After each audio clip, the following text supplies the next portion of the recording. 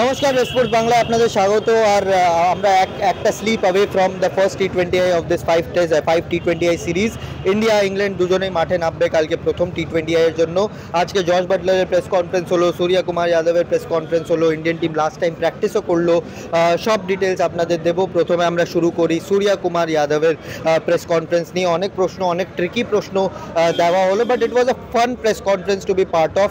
গৌতম গম্ভীর নিয়ে জিজ্ঞেস করা হলো, হার্দিক পান্ডিয়া নিয়ে জিজ্ঞেস করা হলো, চ্যাম্পিয়ন্স ট্রফির কম্বিনেশন নিয়েও জিজ্ঞেস করা হলো।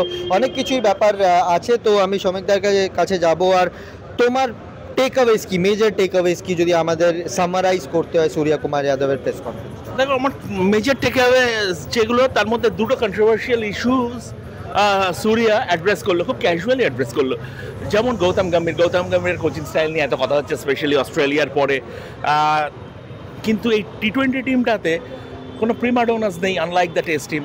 আর সূর্যা যেটা বললো যে আমি 4 বছর কেকেআরে খেলেছি গৌতী ভাইয়ের সঙ্গে, তো সেদিক থেকে একটা ফাইন ওয়ার্কিং রিলেশনশিপ আছে, আর দুজনের মধ্যে একটা ভালো কেমিস্ট্রি তৈরি হয়েছে।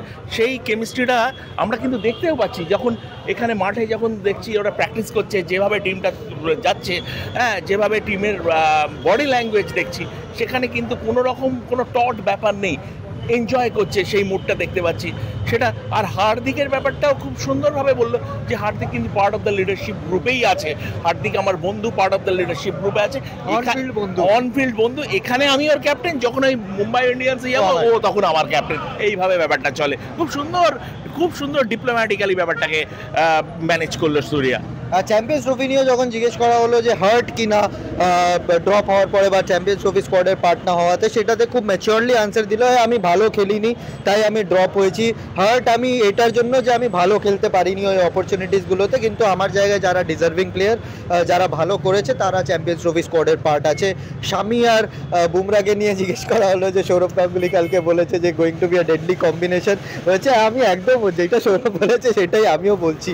So it was a fun press conference to be part of. But শমিকদা, টিম ইন্ডিয়াকে কেমন শেপ আপ হতে দেখছো? মানে অস্ট্রেলিয়াতে আমরা যতটা গম্ভীর একটা ড্রেসিং রুম দেখেছিলাম, গৌতম গম্ভীর না, গম্ভীর ড্রেসিং রুম অ্যাজ ইন একটু প্রেশারাইজ ড্রেসিং রুম, আজকেও দেখলাম, প্রথম দিনেও আমরা দেখেছিলাম ফিল্ডিং ড্রিলের টাইমে একটা আলাদাই অ্যাটমসফিয়ার, হাসি ঠাট্টা চলছে। গ্রাউন্ডের ওই কোনায় যদি ফিল্ডিং প্র্যাকটিস চলছে, আমরা হাসির আওয়াজ এই কোনায় পাচ্ছি। তো এই বন্ডিংটা কি মাঠে আমরা রিফ্লেক্ট হতে দেখবো? দেখো, এমনি টোটাল মুডটাই লাইট। কালকে সন্ধ্যেবেলা টিম হোটেলে একটা টিম মর্নিং সেশন হয়েছে, যেখানে সাপোর্ট স্টাফ প্লেয়ার্সরা নিজেদের মধ্যে বসে গান গাইছিল। হ্যাঁ, তো এই টিমটার মধ্যে কিন্তু একটা, যেহেতু ইয়াংস্টার্সরা রয়েছে, একটা সেই কেমিস্ট্রিটা রয়েছে। তো যেটা রিফ্লেকশন প্র্যাকটিসেও দেখা গেছে। আর যদি প্র্যাকটিসের কথা বলো সুহান, তাহলে আমরা দেখব যে খুব পজিটিভ হচ্ছে। শামি আজকে আবার ফুল রান আপে বল করলো, প্রায় আধ ঘন্টায় ওপেন নেটটাতে বল করলো। রবি বিষ্ণয়, প্রত্যেকটা বোলার, রবি বিষ্ণয়, ওয়াশিংটন সুন্দর, বরুণ চক্রবর্তী, সবাই বোলিং করলো।